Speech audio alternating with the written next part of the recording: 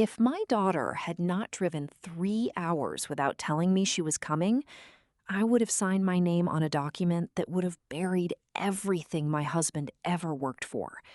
And I would have done it with a smile, because I trusted the wrong man completely. My name is Margaret Ellis. I am 64 years old, and this is my true story from Nashville, Tennessee. My husband, Robert Ellis, spent 38 years as a civil engineer. He was the kind of man who triple-checked everything, measurements, contracts, receipts, because he said the difference between careful and careless was the difference between a bridge that stands and one that falls. He died of a heart attack on a Tuesday morning in April. He was 67 years old. He had been planning to retire that summer. We had been married for 41 years. We had 2 children. Our daughter Christine lived in Atlanta. Our son David was in the Navy, stationed overseas. We owned a modest house in a quiet neighborhood outside Nashville and a small lakeside property in central Tennessee that Robert had purchased 20 years earlier as our retirement dream. 4 acres, a dock, a wooden cabin that needed constant repairs, and that Robert loved more than any finished thing he had ever built. After he died, I stayed in the Nashville house. Christine called every other day. David sent voice messages when the time zones allowed. The neighbors brought food for 2 weeks, and then life went back to moving without me. Grief does not ask your permission. It simply moves in and rearranges the furniture. 8 months after Robert's funeral, I met a man named Franklin Ward at a church grief support group. He was 55, soft-spoken, recently widowed himself, he said, with kind eyes and the particular patience of someone who understands loss from the inside. He brought coffee to the meetings. He remembered how everyone took theirs. I took mine with 1 sugar. He never forgot. Franklin did not rush anything. That was the first thing I would later understand about him. His entire method depended on not rushing. He began by simply being present. He attended the same grief group. He asked questions about Robert, genuine ones, the kind that made me feel like my husband was still worth talking about. He listened without checking his phone. In a world where everyone was busy, that kind of stillness felt like a gift. By November, he was stopping by the house once a week. He fixed the gutter that had been pulling away from the roof line since September. He drove me to a medical appointment when my car was in the shop. Small things, reasonable things, the kind of help that makes a widow feel less invisible and more foolish for questioning it. He told me he worked in legacy financial planning, helping families protect their assets across generations. He said he had helped dozens of families in our situation. He said he only took on clients he genuinely cared about. I told Christine about him on the phone. I described him as a helpful friend from church. She asked questions I did not fully answer because I did not want to hear the concern in her voice become something larger. What I did not know then was that Franklin Ward had introduced himself to 4 other women in similar situations in the past 3 years, in 3 different states, using 3 different versions of the same story. And what I did not know was that my daughter, 300 miles away in Atlanta, had already begun to feel something she could not name, a quiet alarm with no obvious source. Christine Ellis was 38 years old, a paralegal with a sharp eye for paperwork and a lifelong habit of trusting her instincts. She had inherited that from her father. She told me later that she could not point to one specific thing. It was a collection of small details that individually meant nothing, but together made her stomach tighten every time she got off the phone with me. I had started saying, "Franklin thinks," before my own opinions. I had stopped asking Christine for advice on household decisions. Once, when she suggested I call an estate attorney to review Robert's accounts, I told her Franklin was already helping me with all of that, and there was no need to duplicate the effort. That word, duplicate, did not sound like me. Christine recognized it as borrowed language. She had seen it before in deposition transcripts, the particular vocabulary of influence slipping into someone's mouth before they realize it is not their own. She drove up on a Saturday in December, without calling ahead. She arrived to find Franklin sitting at her kitchen table with a folder of documents spread in front of him, and a notary she had never met sitting quietly in the corner with a stamp and a pen. The document on top was a durable power of attorney.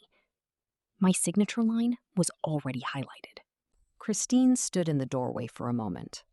Nobody moved. Franklin smiled first. Warm, practiced, unhurried. He introduced himself and extended his hand. Christine did not take it. She asked me to come into the other room. I was embarrassed.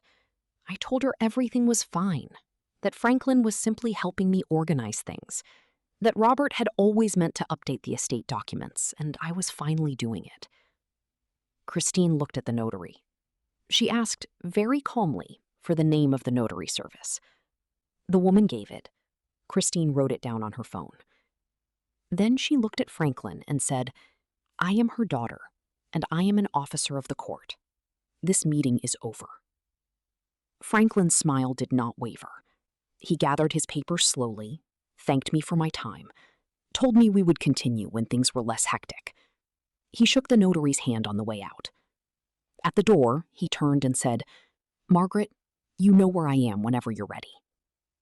I was furious with Christine that afternoon. I told her she had humiliated me. I told her Franklin was the only person who had made me feel less alone since her father died. She sat across from me and did not argue. She simply opened her laptop and turned the screen toward me. What Christine had found in the 2 hours she spent in the car driving up from Atlanta was not a rumor. It was a record. Franklin Ward had operated under 2 previous names in Georgia and Kentucky. In both states, civil complaints had been filed by families who said he had befriended elderly widows, positioned himself as a financial advisor, and used notarized documents to transfer assets or establish power of attorney before family members realized what was happening. In Georgia, a 71-year-old woman named Beverly Harmon had signed over co-ownership of a rental property before her son discovered the transaction 4 months later. The case had settled quietly. No criminal charges. Franklin had moved states. In Kentucky, a 68-year-old widow named Dorothy Simmons had granted him financial power of attorney 6 weeks after her husband's funeral. Her daughter had caught it when a bank statement arrived at the wrong address. Again, civil resolution. No criminal record. He was careful.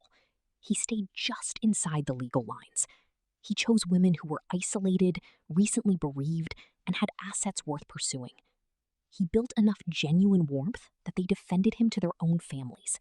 He had chosen me with the same precision. I looked at the screen for a long time. I thought about the gutter he fixed.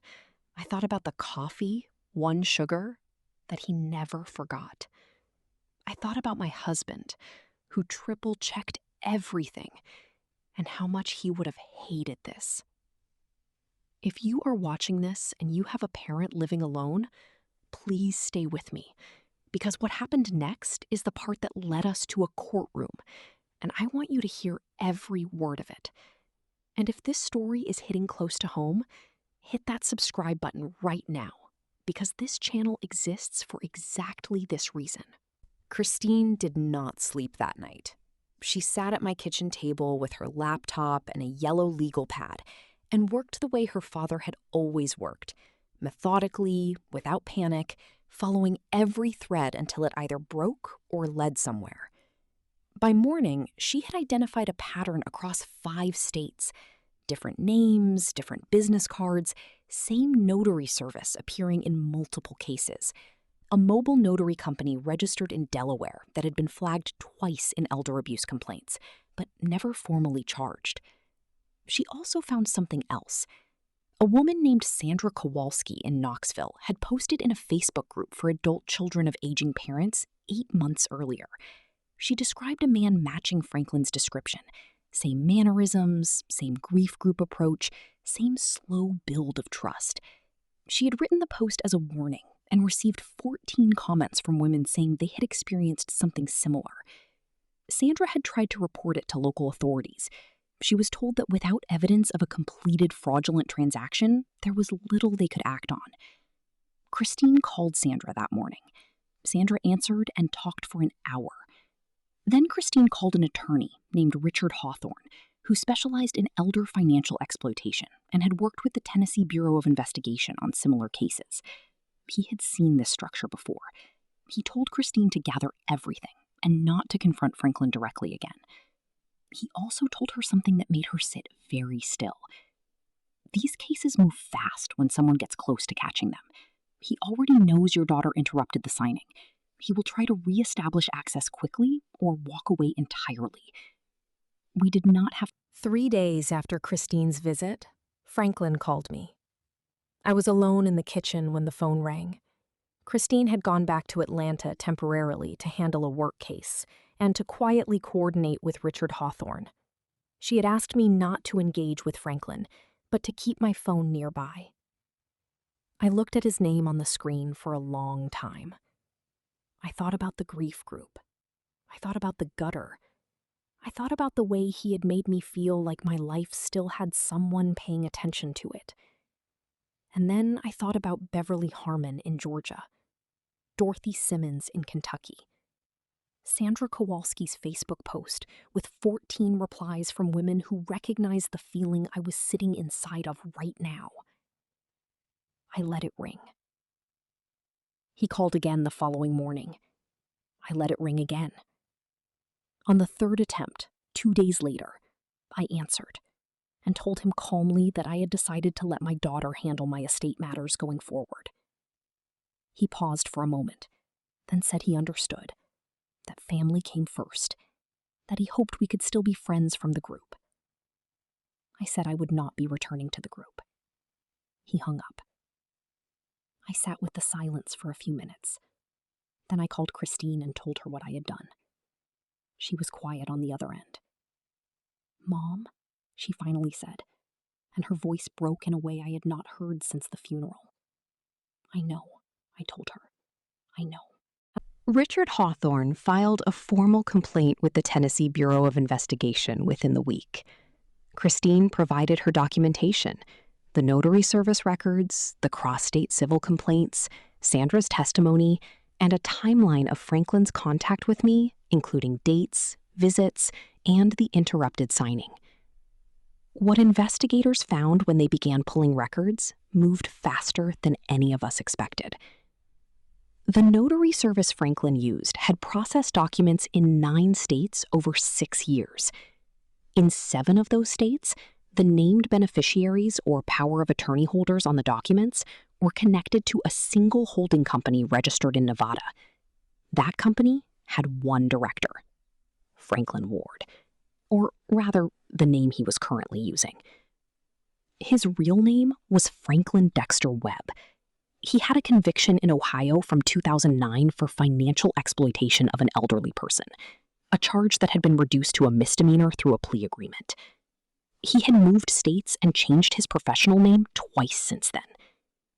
He had been operating inside a legal gray area for 15 years, moving before anyone could build a complete case. Our case gave them the pattern they needed. 3 other families came forward once the investigation became known. 2 were in Tennessee. The trial took place the following spring. I sat in that courtroom for 4 days. Franklin, I cannot bring myself to call him by his real name because the man I knew, the patient man with the coffee and the kind eyes, was a performance, and I do not know what name belongs to a performance, sat at the defense table in a dark blue suit. He looked calm. He looked reasonable. He looked exactly like the man you would trust with your mother. Christine testified on the second day. She described what she found in the kitchen, the folder, the notary, the highlighted signature line. She described the pattern of documents across states. She was precise, composed, and devastating. Sandra Kowalski testified on the third day. She described what had happened to her mother. She cried once, briefly, then steadied herself and finished. I testified on the fourth morning. I told the jury about the grief group, about the coffee, about the gutter, about how loneliness had made me grateful for attention that I should have questioned sooner. I told them about the note Robert always left on the counter when he went to work early. A small yellow sticky note that said nothing more than, "Still here." And I told them that after he died, I had kept leaving blank yellow notes in that same spot for weeks without understanding why, just needing to see something there. I told them Franklin had known exactly what that empty counter looked like and had placed himself in that space deliberately. The jury deliberated for less than 3 hours. Guilty on all counts. Financial exploitation of an elderly person. Fraud. Attempted unlawful transfer of assets. Pattern of predatory conduct across state lines. The sentence was 9 years. When the verdict was read, I did not feel triumphant. I felt something quieter and more complicated. The particular exhaustion of a long fight that should never have been necessary. The lakeside property is still ours. The cabin still needs repairs. Last summer, Christine and David and I drove out there together for the first time since Robert died. David had just rotated back stateside.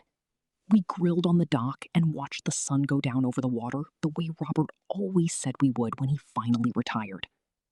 We did not talk about the trial that evening. We talked about him. About the way he could not pass a broken thing without wanting to fix it. About his habit of writing everything down in a small green notebook he kept in his shirt pocket.